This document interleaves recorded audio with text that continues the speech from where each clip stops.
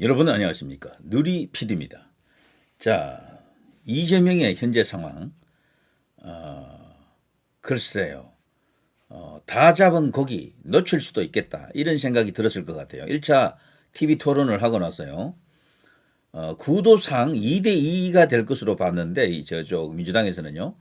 2대 1이 된 것 같습니다. 그 권영국이라고 하는 인물은요. 별 도움이 안 될 것 같아요. 너무 과격한 발언을 하기 때문에 이재명에게도 도움이 안 되고 김문수에 대한 공격을 하지만 그 사람이 퍼붓는 저주 악담 이런 느낌이 들어서 오히려 역효과가 난다고 봅니다. 근데 지금 이준석이 포지션이 말이죠. 이재명 때리기로 지금 보이는데 김문수에 대한 공격을 단 한 번도 안 하더라고요. 놀라운 일입니다. 이렇게 되면요. 이재명 묵사발 낼 수도 있을 것 같아요. 지금 전체적으로 TV 토론에 대한 제가 총평은 요 앞에 방송에서 했기 때문에 제가 반복은 하지 않겠습니다만 일단 나와 있는 기사들을 조금 보면요. 김상욱, 김용남의 문병호까지 전부 이제 배신자들이 여기 갔습니다. 김용남이 아시죠? 수원에서 정치하는 저기 변호사 출신 있죠. 국회의원도 한번 했었죠. 이 전부 이제 이재명 텐트로 갔습니다. 그래서 오히려 이재명이 빅 텐트를 먼저 쳤다라고 하는데요.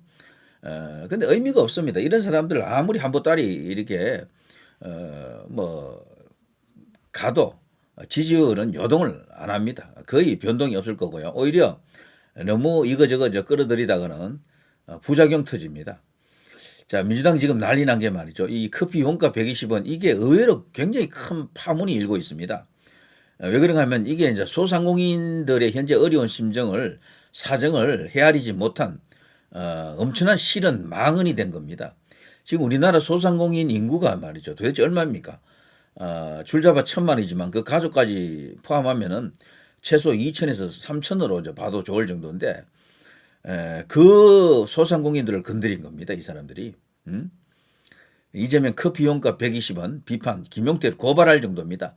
지금 대선 국민에서 이게 악재가 된다고 저들이 본 겁니다. 그래서 과거 총선 무렵에서 윤석열 대통령이 사실 뭐 좋은 뜻으로 대파에 대해서 이런저런 어떤 시장 동향을 살피기 위해서 발언한 건데 그 대파 가격이 현실가하고 조금 차이가 났었죠. 그래서 세상 물정 모른다 이러면서 그냥 엄청나게 지금 그걸 이제 이슈화시키는데 성공했죠, 저들이. 그래서요 좌파 프레임 전체가 그 가동됐습니다, 그 당시에. 그래서 그 대파로 인해서 무너졌다라고 심하게 표현하면 그렇게까지도 이야기하는 사람들도 있죠. 자, 그거는 일면을 보면 또 그럴 수도 있습니다. 그런데 그 대파의 버금가는 대형 이슈로 과연 만들 수가 있을 것인가? 그렇게 하면 된다 그러면 이재명은 이제 끝장나겠죠. 자, 이재명 유능한 일꾼, 김문수 일자리 대통령, 이준석 이공계가 자 이렇게 대통령이 되어야 한다. 전부 법조인 출신, 법대 출신들이 이 권력자가 되면 나라가 어지럽다. 계속 싸움박질만 일어난다. 이공계 출신, 적어도 이공계가 아니더라도요. 자 저기 뭐 경제학이라든가 경영학이라든가 이런 걸 전공한 사람들이 이제는 대통령이 되어야 한다. 이런 이야기 같죠. 자, 일리가 있습니다. 법조인들도 필요하긴 한데 너무 많아요. 법조인들이. 노무현 법조인이죠. 문재인 법조인이죠. 그리고 이제 또 여기 이재명이도 법조인이죠. 윤석열 대통령도 법조인이죠. 뭐 대선 주자들 중에 법조인이 너무 많은 거야. 한동훈도 법조인이지, 홍준표도 법조인이지, 뭐 다 그런 식입니다. 그래서 법대 출신들이 이 득세하는 이 상황을 좋게 보는 사람들도 있지만 대체로는 국가 발전에 해롭다라고 보는 사람이 더 많아요. 법대 전공자들, 법 전공한 사람들은 시야가 좁습니다. 이건 공통된 이야기입니다. 세부적인 강론에는 강한데 전체적으로 큰 그림을 못 본다라는 거죠. 대부분. 그리고 상상력이 결여되어 있다고 합니다. 이 최고 통수권자 자리는 이 법조인들은 기능인에 가깝습니다. 어떻게 보면은. 그래서 하위직에 있는 게 맞습니다. 원래는. 이 최고위층에 가는 사람은 통찰력이 있고 미래 비전에 대한 이런 해안을 갖고 있어야 됩니다. 그래서 오히려 말이죠. 이공계 계통이라든가 상경계 혹은 문과계 계통이 낫다라고 이제 보는 사람들도 있는 거죠. 그것도 뭐 100% 맞는 이야기라고 하기는 어렵지만 일리가 있는 이야기입니다. 우리나라는요. 법조인 출신들이 너무 많이 정치권에 들어왔어요. 양당 보게 되면요. 법대 출신들이 뭐 너무 많습니다. 이러다가 이제 법조공화국 될 것 같아요. 그건 아닙니다. 법조인들이 계속해서 주요한 포스트에 이제 앉게 되면요.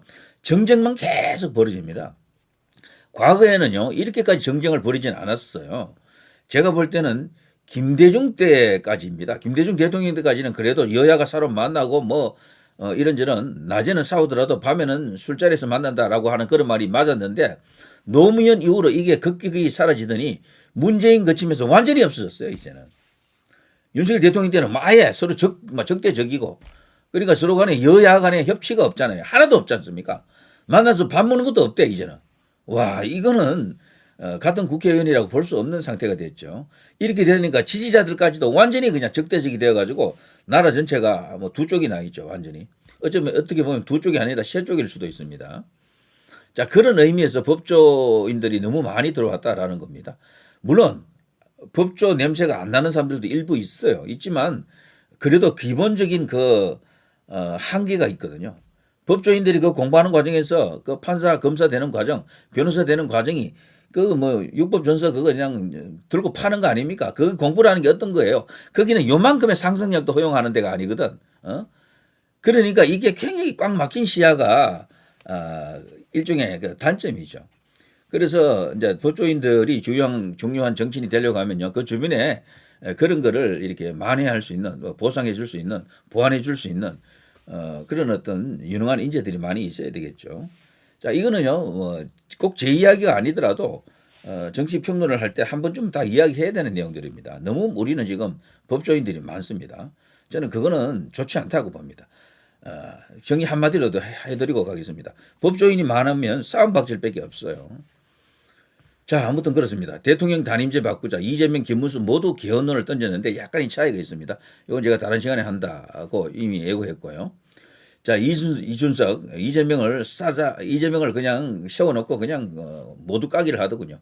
이재명 담당 일진이 되는 것 같습니다. 이준석의 등장으로 지금 민주당 진영에서는 아연 긴장이 지금 돌고 있습니다. 이런 식이면은 2차, 3차 토론 마치게 되면은 이재명이 위험하다라는 이야기죠. 김문수라고 하는 이 적수가 있는데, 근데 김문수의 칼이 사실 조금 무딘 측면이 있거든요. TV 토론할 때 그 칼을 이준석을 통해서 이제 구현하면 됩니다. 김문수 후보가 지혜롭게 이재명 후보가 이렇게 말하는데 이준석 후보는 어떻게 생각하십니까? 기가 막힌 방법이다, 이런 생각합니다. 요걸 너무 많이 써먹으면 곤란하고요. 아주 중요한 대목에서 한 번 토론할 때마다 한두 번씩 써먹으세요. 굉장히 좋을 것 같습니다. 상대를 까는 것은 이준석 이상 가는 인물이 없습니다. 제가 볼 때는. 내용적으로도 깊이가 있어요. 그 까는 자체가. 그냥 깔짝거리는 게 아니야. 그래서 이재명이가 적잖이 당황하는 걸 우리가 봤잖아요. 자, 그런 걸 봐서 이재명을 홀딱 벗겨야 됩니다. 그걸 할 수 있는 사람은 현재로서는 이준석밖에 없다. 그리고 토론 참여자 자체가 이준석밖에 없는 거죠. 현 시점에서는. 이런 것을 통해서 이재명을 붕괴시켜야 된다, 이런 생각이 드네요. 자, 뭐 여러 가지 이야기가 있습니다. 그런데 제가 지금 이재명을 보게 되면요, 대선 전략이라는 게 그겁니다. 이미 우리는 대통령 되었다. 여론조사 봐라. 이걸 뒤집힐 가능성이 없다. 과거 문재인이가 대통령 될 때보다도 더 압도적인 차이가 지금 나 있는 건데요. 그래서 뭐 저들은 민주당 혹은 개딸들은 이재명이가 대통령 안 된다라는 것은 상상조차도 안 하고 있는 게 맞아요. 그렇지만 그게 자만의 극치, 안하무인, 국민을 무시하는 거죠. 주권자인 국민의 생각을 저들이 함부로 그런 식으로 재단할 게 아니거든요. 그런데도 지금 그렇게 하고 있다는 것은 이게 대반전, 대격변이 터질 수 있다는 신호탄입니다. 이재명이가 지금 얼마나 지금 자만하고 있는지 이런 거 보시면요. 이재명 대통령 4년 연임제로 개헌하겠다. 총리는 국회에서 추천받겠다. 이건 의미가 없는 게 국회를 저들이 장악하고 있기 때문에 결국 이재명의 뜻인 거예요. 이것도 국회 추천이라는 것도. 대통령 4년 연임제 이것도 말이죠. 자기 임기 중에 이걸 해버리면은 자기도 아마 거기에 또다시 출마할 수 있게끔 해놓을 겁니다. 그래서 누구는 그럽니다. 임기 말년에 한 대통령 한 4년쯤 하고 그때 이제 이 개헌을 하고 다시 대선을 하잖아요. 그러면 총 3번을 하는 그걸 노릴 겁니다. 4년 연임 해놓고 일단 한번 대통령 해먹고 다시 개헌해가지고 4년 연임이니까 4년 또 8년이잖아요. 그럼 전체적으로 12년 내지 13년을 노리고 있다. 장기 집권을 노리고 있다. 이렇게 지금 볼 수가 있겠죠. 자, 뭐 이런 걸 보더라도 얼마나 급대가리가 지금 없고 소위 말해서 자만의 끝판왕급 객기를 보여주고 있다. 이런 생각이 듭니다. 이런 자들에게는 보통 하늘이 천벌을 내리죠. 자, 여기 요즘 이재명이가 이미 대통령이 된 것처럼 보인다라는 게 주변에 그 인사들이 있잖아요. 이재명 앞에 가면요. 꼭 여기는 이게 5.18 민주화 운동 관련해서 여기 이제 사진이지만 평소에도요. 여기 민주당에서 조금 거물급들도 이재명 앞에 가면 다 소고돼지더라고. 손을 딱 가지런히 모으고 말이죠. 마치 현직 대통령에게 이게 대하는 듯 뭐 그런 어떤 모습이 이렇게 나오는데 그거 자체가 벌써 대통령처럼 보이게 하기 전략입니다. 그러나 이게 너무 오바다라는 겁니다. 이재명에게는 그런 인품이라든가 그런 느낌이 없잖아요, 솔직히. 여기는 이제 5.18 이제 현장인데요. 기념식에 한 사람이 빠졌죠. 김문수 후보가 없는데요. 김문수 후보가 이날에 이제 가지 않았던 것은 그 전날 다녀갔죠. 근데 그 전날 가니까 벌써 현장에서 그냥 꽥꽥거리는 소리가 들리고 난리 쳤잖아요. 젊은 친구들이 모여서 네가 올 것이 아니다 어쩌고 저쩌고 하면서 내란 사과하라 뭐 겸 사과하라 뭐 떠들고 있는데 김문수 후보가 거기서 이제 눈물도 흘리면서 사실 여기에 갈 수 있는 가장 완벽한 조건을 갖춘 사람은 김문수 후보입니다. 진짜 민주화 운동을 했던 사람은 이재명이 아니거든.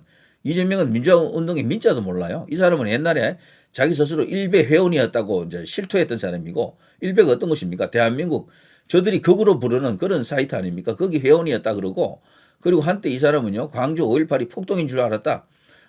북한에서 특수군이 내려왔다라고 그렇게 알았다라고 말했을 정도입니다. 실제 이재명이 그렇게 말했어요 과거에. 그랬던 사람이 지금은 입장이 180도 뒤집어져 가지고 이런 헛소리를 하고 있다. 뭐 5.18에 마치 자신이 마치 그 민주화 유공자인 것처럼 그렇게 떠들고 있는 거죠. 위선이죠 위선. 자, 여기 이제 우원식은 어쨌거나 여기 이제 학생 주사파 운동을 했기 때문에 조금 연관이 있다라고 떠들지 몰라도 이자도 뭐 사실 뭔 관계가 있겠습니까? 진짜 5.18에서요, 떳떳하게 여기 참석할 수 있는 사람은 김문수 후보죠. 그런데도 국민의힘 후보라는 이유로 경기지사 때는 여기 다녀갈 때는 아무런 저항이 없었거든요. 그리고 이쪽에 이제 대선 후보가 되니까 그들이 이제 반대를 하는 건데 그거 어떻게 보면요. 눈살 찌푸리는 행동 아닙니까? 여기를 저들이 독점하고 있는 겁니까? 그럼 이걸 갖고 정치하는 거예요? 5.18 갖고? 이거야말로 갑질 아닙니까? 정치 갑질 아니에요? 저는 이런 행위 자체가요. 중립, 중도층이 볼 때도 지나치다라고 볼 수밖에 없어요. 광주 안에서도요. 광주 5.18 단체 혹은 이와 유관한 어떤 그런 뭐 조직들이 여러 있는데 좋게 보지 않는다라고 합니다. 눈살 찌푸린데요. 너무 이들이 설치인데 갑질한다라는 거지. 소위 갑질이 말이죠. 이런 갑질을 표현한 것은 뭐 누리 PD가 처음이 아닌가 싶은데 이건 5.18 갑질 아닙니까? 광주 갑질 아니에요? 그런 것을 말할 수가 있어야 됩니다. 이런 것 자체가 이재명을 오만하게 만드는 요인일 수도 있겠다 이런 생각이 듭니다. 자, 대선 공약 이재명 10대 공약엔 기재부 개편은 안 넣어 김문수 과기 부총리 신설 이 공약도 말이죠. 힘 있는 대통령이 할 수 있는 그런 공약도 마구 던집니다. 그래서 자기는 지금 사실상 대통령이 된 것처럼 지금 설치고 있는 거죠. 이런저런 어떤 헛소리를 지금 하고 있습니다. 자, 대선 초반 레이스 이재명 대세, 김문수 추격, 이준석 대안. 자, 지금 보면요. 이재명이 어느 정도 대선을 형성한 것은 맞아 보이지만 그러나 김문수의 추격 만만치 않습니다. 군소 여론조사에서는 이미 김문수가 40%대 진입했습니다. 이준석도 지금 10% 정도 지금 나오고 있는 여론조사도 있으니만큼 막판에 대역전이 충분히 가능하다라고 봅니다. 정치권 5월 광주 정신 개성 민주주의 회복해야. 자, 5.16이 있고 이틀 뒤에 5.18 아닙니까? 5.16에 대해서는 우리 제도권 정치권도 아무도 언급을 안 해요. 언론계에서도 언급을 안 하고 5.16이야말로 진짜 진정한 혁명인데 말이죠. 가령 5.16 없는 대한민국을 한번 생각해 보세요. 그 전과 그 후가 완전히 다른 나라가 됐거든. 그게 바로 5.16인데 그 5.16 거대한 혁명을 나라에서 전혀 기념도 안 하고 아무도 언급도 안 해요. 이제는. 대신 5.18에 전부 몰려가서 뭐 이 난리를 치는 겁니다. 자, 이런 것 자체도요. 전부 국가 정상화를 위해서는요. 나중에 다 어느 정도 밸런스를 맞춰야 됩니다. 바로 잡아야 된다. 이런 생각이 들어요. 자, 아무튼 이 제명은요. 이거 요즘 하고 있는 행동을 보게 되면 그야말로 정말 역겨울 정도로 지금 뭐랄까 그런 어떤 모습을 보이고 있습니다. 5.18 기념식 불참, 김문수 강력 비판, 대우 각성하라. 김문수 후보가 왜 여기 참석 안 했겠습니까? 미리 이제 다녀간 이유가 분명히 논란이 일어나는 거죠. 소동이 이제 터지는 겁니다. 이런 기념식장에서 뭐 또 이렇게 난리치고 하면은 그거 이제 볼숭 사나운 그런 모습을 연출하는 것을 미리 막았다라고 봐야죠. 그래서 이제 배려 깊은 생각을 이제 이들은 또 이렇게 정치 공세를 하는 겁니다. 자, 이재명 뒤에 이제 이렇게 찍히는 사진들, 코로나 때 질본 본부장 정은경도 여기 있죠. 아무튼 이들은요, 뭐 품을 수 있는 사람들은 다 품었더라고요. 그래 놓고 나중에 이제 만일에 이재명이가 대통령이 된다 하더라도 전부 이제 이 가운데는 뭐 대부분은 또 이렇게 찬밥이 되겠죠.